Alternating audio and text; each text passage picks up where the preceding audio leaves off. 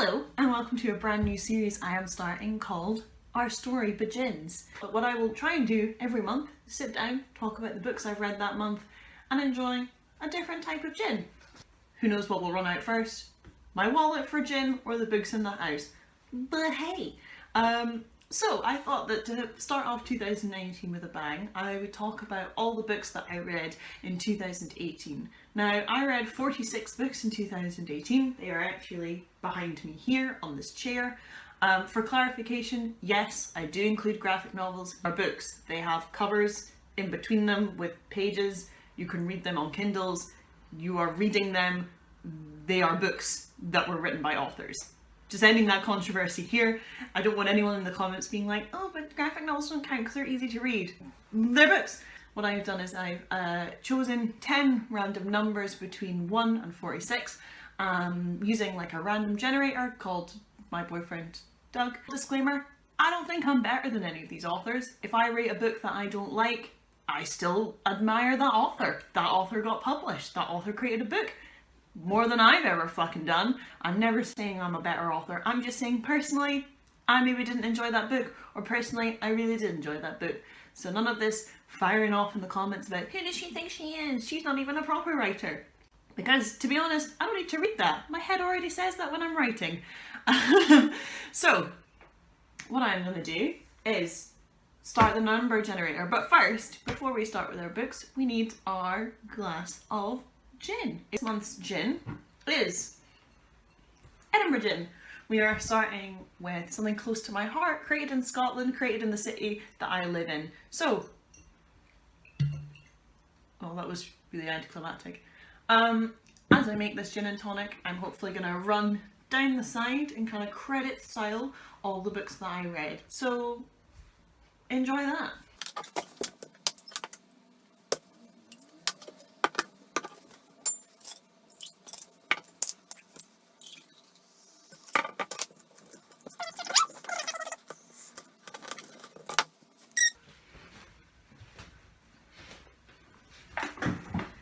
And with that done, let's start. Okay, so my first number is 19. It's a nice gin. I asked my boyfriend to pick 10 numbers between 1 and 46, and those will be deciding what books that we are reviewing today. So my first number is 19, so I'm looking at the 19th book that I read in 2018, which is Dirt by William Lightford. Published by Carcanet. This is a collection of poetry by a poet called Billy Lightford. It deals with travelling across India. I really enjoyed it.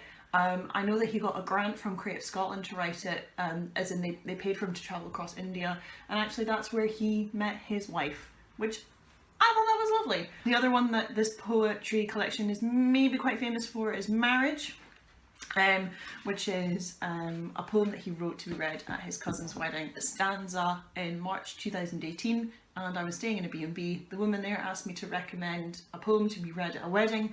I recommended this poem, not knowing Billy Lightford's name, not knowing this collection of poetry, not knowing the poem or the poem's name. In fact, Billy Lightford was staying in the same B&B and then met that same hotel owner. So, you know, the world is small, I guess. I never got to meet Billy Lightford. I didn't even realise who he was. So yeah, Dirt, William Lightford. That gets probably a 4 or 5 stars out of, if we're doing stars, or 5 glasses of gin out of gin, if we're being quirky.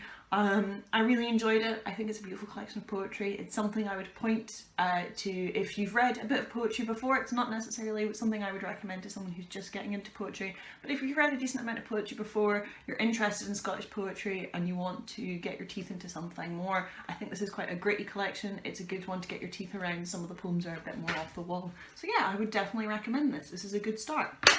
Next number is number 2. So the second book I read this year, which is Grief is the Thing with Feathers by Max Porter. Another poetry collection, if it can be called that.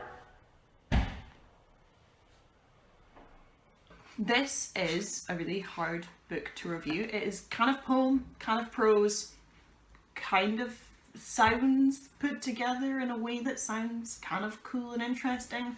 I was given this for Christmas as a gift, and actually my boyfriend ended up reading it before I did. I read it in one sitting. It's only about 100 pages long, and I just kind of tore through it. I think that it's really beautiful. I think it's really brave. It tells the story of a man who has lost his wife and is still looking after his 2 young sons, and the fallout of that, and what that's like, and what it's kind of like to lose someone. And grief is kind of personified through this crow that visits him every night, and the crow is partly kind of him, partly the voice of his sons, partly the voice of grief and depression. And it was really, really interesting. And actually later this year I'm going to go and see the theatrical production of it at the Barbican, so I'm really, really looking forward to seeing how this, which is one of the most personal, unique voices I've ever read in my life, being translated onto the stage with Cillian Murphy playing the father. I think that's going to be a really, really exciting experience. Alright, so the next number we have is number 46, which is the last book that I read in 2018. This was actually a reread, and helpfully it's literally like here, so very low down on the pile, so I'm gonna go and grab that. Oh god.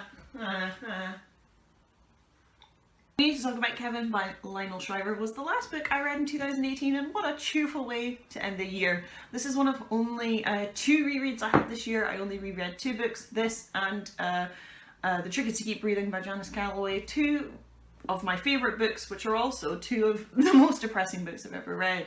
For those of you who don't know, this is a very famous book. It's all about motherhood. It's about a woman who does not want to become a mother. The fallout of that situation. She has a son who ends up killing 7 of his classmates, and it's her reflecting upon all the decisions that made her want to have children, regret having children. It's a really powerful account. It's a really powerful book. It's absolutely one of my favourites. I first read it about 5 years ago. I reread it this year. I think that 5 years from now, this will be a book that I'm rereading again and again. It is incredibly powerful, and I think that as a woman, the more that I grow and mature, the more that I think about things like motherhood and violence and children and growing up, I think that this book is a book that changes with you, and I think that's one of the most powerful reading experiences that you can ask for. So, this book, 5 out of 5 gins, tonics, stars. Comment in below what you would like the rating system to be. I would absolutely recommend this book to everyone. Honestly, one of the best books I've ever read, one of the hardest books I've ever read. Okay, so next we have number 39. So their 39th book that I read in 2018 was hard to get off this thing. 39th book, our first graphic novel, I Kill Giants by Joe Kelly and J.M. Kim Nomura. This is excellent. This is another probably 4 or 5 star book for me. This is a beautiful graphic novel that tells the story of a little girl who kills giants. But that's not all that it's actually about. So I kind of, you can kind of approach this book thinking that it's going to be, you know, a little girl killing giants with a massive hammer whilst AC/DC plays, which, you know,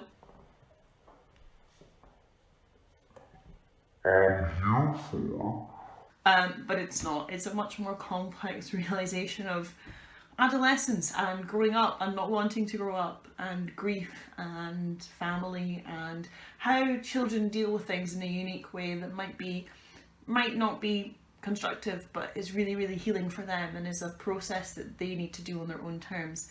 And I really loved it. It really, really touched me. I think that the art is really gorgeous. It's totally unique. I'll try and hold up a couple pages for you there. I love that it's in black and white. I love that there are full page spreads. I love that the characters are drawn in this way so we instantly recognise them. I love the simplicity of the art. I would highly, highly recommend this book. I really enjoyed it.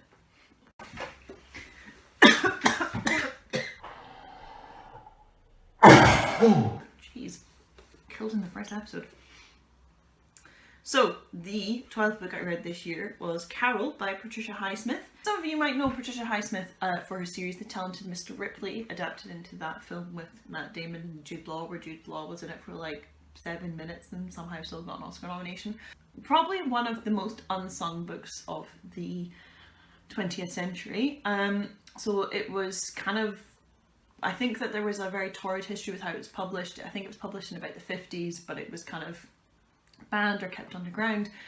It tells the story of a young girl called Therese who works in a department store and meets a beautiful upper class woman called Carol, and they start this kind of really slow burning torrid love affair that affects everyone in their life around them. It still plays on Patricia Highsmith's talents as this kind of more thriller writer, this more tense writer, rather than it just being a straightforward romance.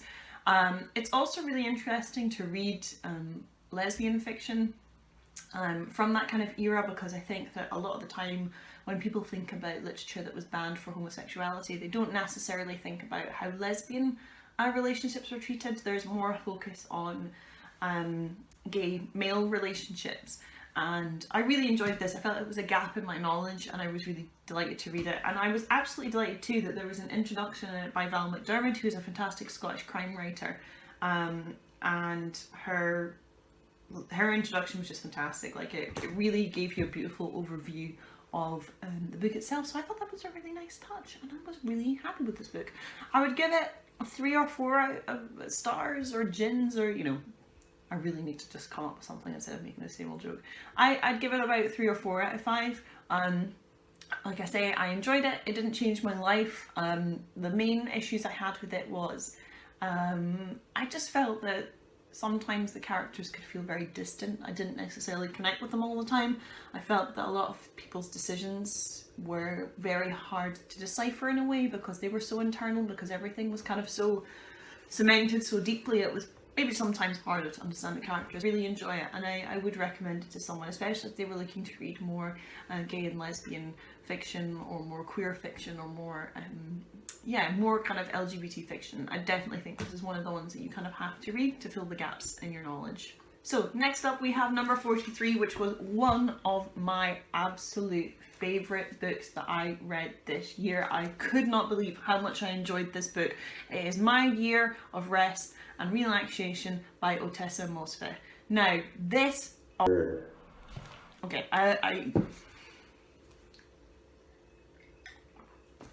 this book is amazing. I was in Washington DC for a week in December, and I had this day where I was incredibly homesick. So what I did is I went to a bookshop, and I went to a bookshop called Busboys and Poets, which is a gorgeous, like, huge bookshop, also a restaurant, also a cafe, with the idea that it's also performance-based, it's also poetry and spoken word. So you know that immediately I was like, hello, because that's my jam. And I ate a salad, which I didn't like. No offense to Busboys and Poets, I think it was just tinged with the air of loneliness. So I decided I was going to buy a book, and I don't know why I got it. That My Year of Rest and Relaxation, I thought this cover was interesting. I'd read a little bit about it online, it seemed interesting. It was a book that boasted about the fact that it didn't really have a plot, so I thought I literally have to read this. So this is a book about a woman who basically decides she's had enough of life and she wants to sleep for a year, and she will do whatever it takes to get the prescription drugs that make that happen. This is just unbelievably good. Like, it's so simple in concept but actually revolutionary in how it goes about its subject matter. It is about grief, it is about depression, and it never uses those words, but they are absolutely at the heart of what's going on. It is about toxic relationships. It's about finding out who you are in this really bizarre way. So instead of having a gap year, having a gap year in bed with as much drugs as you can manage. It's about the ways that we find ourselves, whether that be through being alone, through being isolated, or whether that be through relationships and travel. And it tiptoes around subjects that are deeply, deeply heartbreaking, and it tiptoes around these concepts that are just gobsmacking when you finally kind of realise what it's about, and I absolutely loved it. One of the best books I read this year. 5 out of 5 stars. I was blown away by it. I'm definitely going to try and read more by this author. My next number is number 27. So, number 27 is another graphic novel, and it is issue number 6 of The Wicked and the Divine by Kieran Gillen and Jamie McKelvey. And, sorry, Matt Wilson as well. Important to mention all the artists that make this happen. If you like graphic novels, if you're at all interested in graphic novels, you have to look at this series. The idea behind this, in a cycle of however many years, gods come to Earth, and the gods are each from different traditions and religions. So there's a Japanese god, there are gods from the Egyptian gods, from the Hindu gods, from Greek mythology, from Roman mythology, from literally nearly pretty much anything. There's a really cool Irish one as well. And these gods become pop stars, and within 2 years of becoming gods, they die. And it's about a kind of schism and rift that appears among all of these gods, who are all really young people. It is fantastic. It's an excellent study of character. You really get attached to all the characters. You really get this fantastic sense of who they are. And I really enjoyed it. I have to recommend this series to other people, if for anything, because the art is just gorgeous. So yeah, that was my 27th book of the year, and I'm hoping that this year it will be one of my first books of the year. Is continuing on in this series because I love it. Next I have number 3, which is literally the bottom of this pile. Okay, so Extremely Loud and Incredibly Close by Jonathan Safran Foer. This is the only book of his that I've read. I got this second hand. Now, okay, I'm going to split this into 2 sections. First, I'm going to say everything I really liked about this book. I really like that this book is set out in the way that it is. I like that the text reflects what people are saying. I like that, for example, there are sections that are outlined in red and drawn all over. That's very similar to The Trick is to Keep Breathing, one of my favourite books, where the text represents the state of mind. I love that. I love when books do that, if they do it well, which this book does. I really enjoyed that. I love too that this book has images. I love that it really plays with those images. Those images are linked to the main character. They are scattered throughout the book. Enjoyed as well that this book was about a young boy called Oscar whose father dies in 9/11, and it's basically about how he is trying to find what this key that he found in his father's closet opens, and he searches throughout the entirety of New York. And I loved that it didn't have that ending I thought it was going to. It didn't have this ending of resolution. I think that's good. I jam when books do that because endings aren't always happy. I think your ending has to resolve enough for the reader, but it doesn't necessarily have to make everything happy. And with a situation like 9/11, you can't make that happy. You can't put a silver bow on that. You can't have a nice little resolution. I enjoy the way that the book deals with that and the way that it ends what it's talking about. I also enjoy comparing different types of public tragedy. So it compares public tragedy of 9/11 to bombings that happened during, I think, one of the world wars. I think the Second World War. I have to say, this was the 3rd book in 2018, so it has very literally been a year since I've read this, because it's now like 2019, so I'm sorry if I'm making any mistakes. What I didn't like about this book is I'm not keen on the depiction of autism. I think it's a bit rough. I think that it always is when we're reading books. I compared this a little bit to Kirstensen at the Dog in the Nighttime, but I think Kirstensen at the Dog in the Nighttime is way worse because Mark Haddon won't admit that his book is pretty damn ableistic. Kirstensen at the Dog in the Nighttime is talking about autism as reflecting this private thing of the mother is dead but she's not dead. Spoilers. A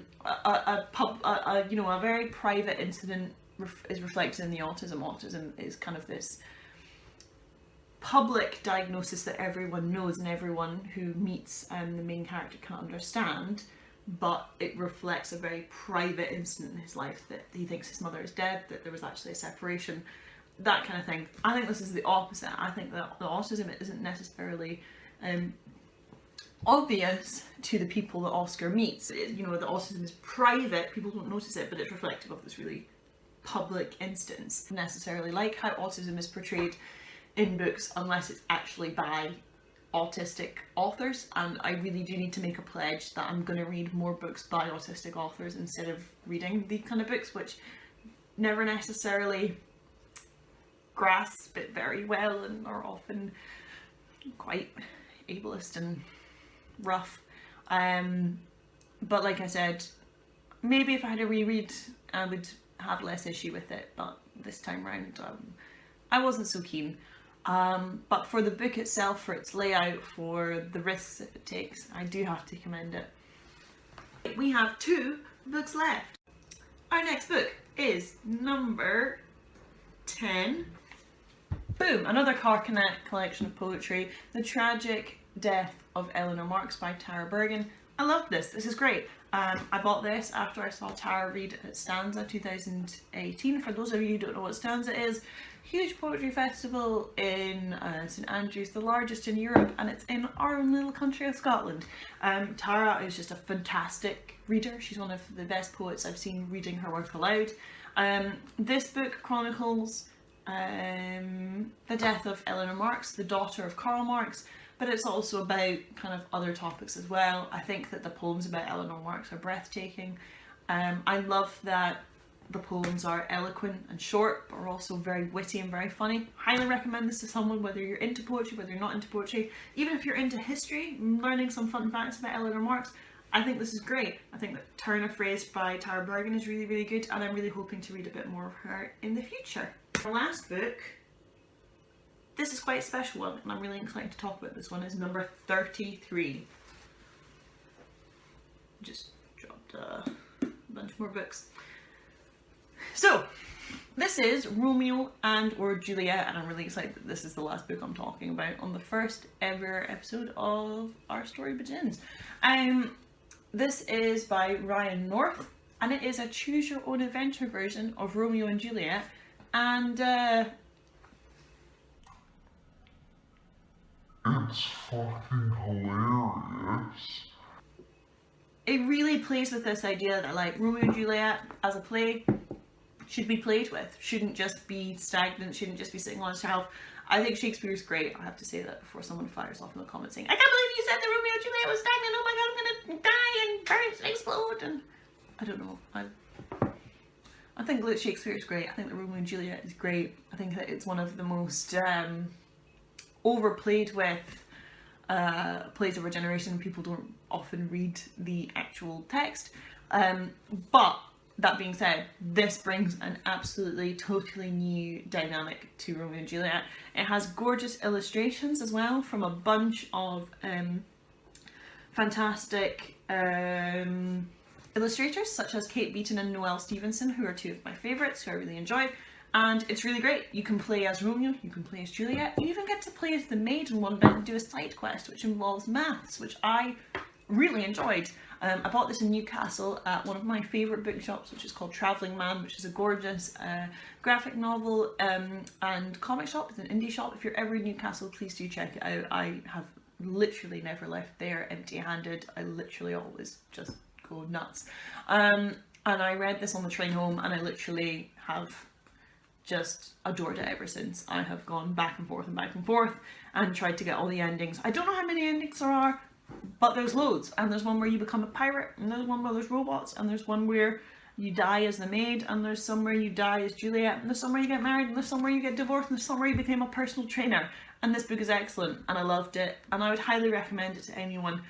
If you love reading, if you want to read something different, if you want to get a gift for someone, if you know someone who loves Shakespeare, this is fantastic. There are many, many Shakespeare adaptations into novel form, but this one, I would say, is the most successful one that I've ever come across. That's our 10 books. Just to run through them again, we had Romeo and or Juliet by Ryan North, The Tragic Death of Eleanor Marx by Tara Bergen, Extremely Loud and Incredibly Low by Jonathan Safran Foer, The Wicked and the Vine issue 6 by Gillian McKelvey, Wilson and Cowles, My Year of Rest and Relaxation by Otessa Mosfe, Carol by Patricia Highsmith, I Kill Giants by Joe Kelly and Jim Kim Nomura, We Need to Talk About Kevin by Lionel Shriver, Grief is the Thing with Feathers by Max Porter, and William Lightford's Dirt. And we also had a lovely bottle of Edinburgh Gin, which is now that one step closer to being finished, and I'm one step closer to finishing my reading list for 2019. I hope you enjoyed this episode. I hope to do more of these, talking a bit more about what I've read month by month, so it'll be a more of a chronicle and less a random pile of books on this chair which is suffering and is wanting to die. If you have any questions or queries, do pop them in the comments below, and until next time, I hope you have very happy reading.